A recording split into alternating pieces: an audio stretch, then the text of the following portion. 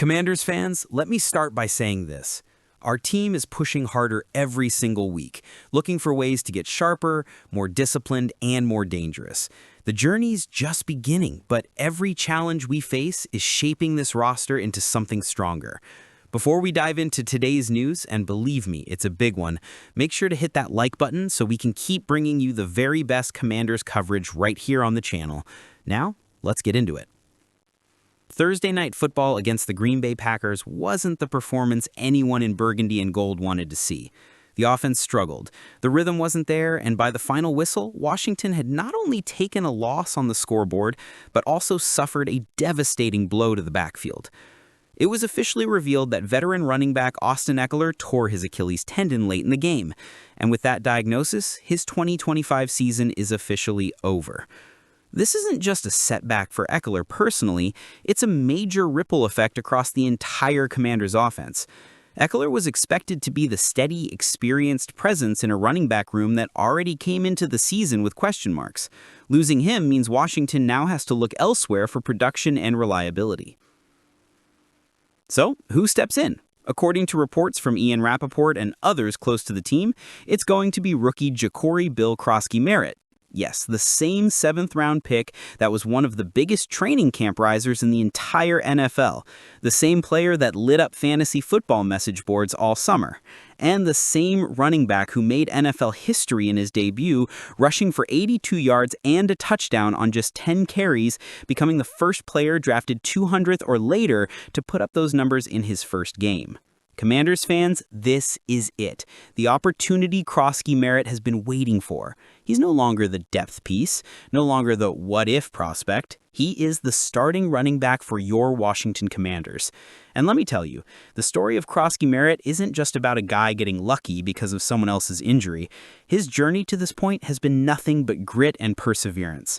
He bounced around colleges, transferred multiple times, and saw his final season basically ripped away after just one game. He was overlooked in the draft process. He was labeled a long shot to even make the roster. And yet, here he is, starting for an NFL franchise in week 3 of his rookie year. That chip on his shoulder, it's not going anywhere. And now he's got 16 more weeks to prove that he belongs as a legitimate starter in this league. Of course, the front office isn't blind to the situation. Losing Ekeler doesn't just hurt, it changes the equation. Right now, the running back room consists of Krosky Merritt, Chris Rodriguez Jr., and Jeremy McNichols. That's young, unproven, and risky. Adam Peters may explore the trade market or even free agency to add another veteran presence. Names like Kareem Hunt, Latavius Murray, or even a trade candidate like Antonio Gibson, yes, a reunion has been floated in some circles, could surface if the team feels Krosky Merritt needs a more experienced partner in crime. But make no mistake, for now, the Commanders are rolling with the rookie. And here's where this gets even more interesting. Washington currently has the oldest roster in the NFL. That's not by accident. That's a direct result of Ron Rivera's 4 years of questionable drafting. It left Adam Peters in a spot where he had to lean heavily on veterans like Bobby Wagner, Laramie Tunsil, and yes, Austin Ekeler, while he restocks through the draft. Ekeler's injury, it puts the spotlight right back on Adam Peters' ability to find hidden gems like Krosky Merritt. If this rookie succeeds, it could be a turning point in how quickly the Commanders transition from veteran-heavy to youth-driven. And speaking of veterans, we can't ignore another major storyline simmering in the background, Bobby Wagner. At 35 years old, he's still producing at an elite level against the run. In fact, his PFF run defense grade is the highest among linebackers in the entire league. But we all know the reality. Time catches up to everyone. The Washington defense is going to need a long-term replacement. And in early 2026 mock drafts, names like Georgia's C.J. Allen are already being linked to the Commanders. C.J. Allen is an absolute thumper in the middle, a physical, urgent linebacker who plays exactly the way Dan Quinn wants his defense to play. Why bring this up now? Because the Commanders are standing at a crossroads.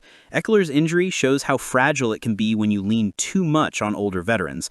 Wagner's eventual retirement will only highlight that even further. And if Krosky Merritt can step up and become part of that youth movement now, it sets the tone for what Adam Peters is building for the next era of Commanders football. So, what can fans realistically expect? Well, don't be surprised if Washington's offensive identity changes a little bit. Merritt isn't Ekeler. He doesn't have the same pass-catching pedigree, he's not as polished in blitz pickup, and he doesn't bring that same veteran savvy. But what he does bring is burst. Energy, the ability to turn a crease into 15 yards in the blink of an eye. And more importantly, he's hungry. He's got that underdog mentality that can fire up an offense and inspire a locker room. The Packers may have gotten the better of Washington this week, but don't think for a second that Merritt isn't going to come into Week 3 with something to prove. If he strings together back-to-back strong performances, he might just become one of the breakout stories of the entire 2025 NFL season. Thursday Night Football was rough. The Commanders got humbled by the Green Bay Packers, and as always in the NFL, when things go wrong, the quarterback becomes the lightning rod. Jayden Daniels, our young signal caller, took center stage in the criticism. And look, nobody's denying that Daniels hasn't been perfect. He hasn't hit the electric heights we saw from him last season. But let's be clear, quarterback is far from the only issue with this football team right now.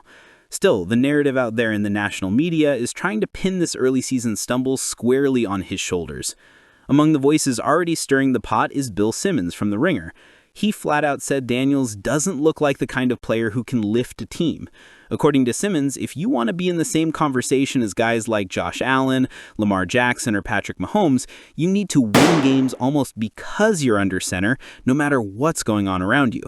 He called out the Commanders' roster being the oldest in the NFL, questioning whether these veterans can hold up over the course of a long, grueling season, and then he doubled down by suggesting Daniels isn't that guy right now, that he doesn't look like the quarterback who can carry an aging roster to 11 or 12 wins.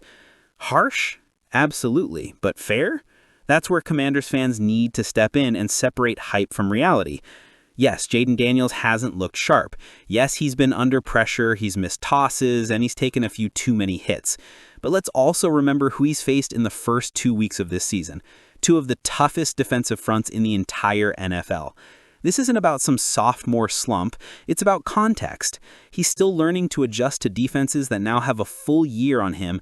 He's also working behind an offensive line that hasn't exactly kept him clean. And add to that the fact that weapons around him are either injured or underperforming, and suddenly you realize Daniels is battling uphill from the opening kickoff. The knee injury that sent him for an MRI is another factor. He's toughing it out, but clearly he's not 100%. Yet through all of this, the kid hasn't folded. He's kept fighting. He's kept leading. That says something. Now let's zoom out. The real story here isn't just Jayden Daniels. It's the makeup of this roster. Washington entered 2025 with the oldest roster in the league. That was always a gamble. And now, just 2 games in, we're already feeling the effects. Defensive lineman Dedrick Wise, out for the year. Austin Ekeler, likely done with an Achilles tear. Blocking tight end John Bates, dealing with a groin injury. And these aren't just names on a list. These are key contributors whose absences change the structure of this team. When Simmons and other analysts bring up age, they're not wrong. Older bodies break down faster. That's the risk Adam Peters knew he was taking when he leaned on veterans to stabilize the roster while building through the draft. But does that mean Jayden Daniels can't still rise above it? That's the real question. Here's something that gets lost in the national media spin. Daniels has always been counted out. Coming into last season, people said he was too raw, too skinny, couldn't take hits. And all he did was step in, electrify the fan base, and give Washington real hope at quarterback for the first time in years. So when I see these early season struggles, I don't see failure. I see another test, another chapter in his growth. Daniels knows he has to be better. He's admitted it himself. But the confidence, the poise, and the fight are all still there. That's not the kind of quarterback you give up on after 2 games. The Commanders now face a pivotal stretch. The schedule doesn't get much easier and the margin for error shrinks with every injury.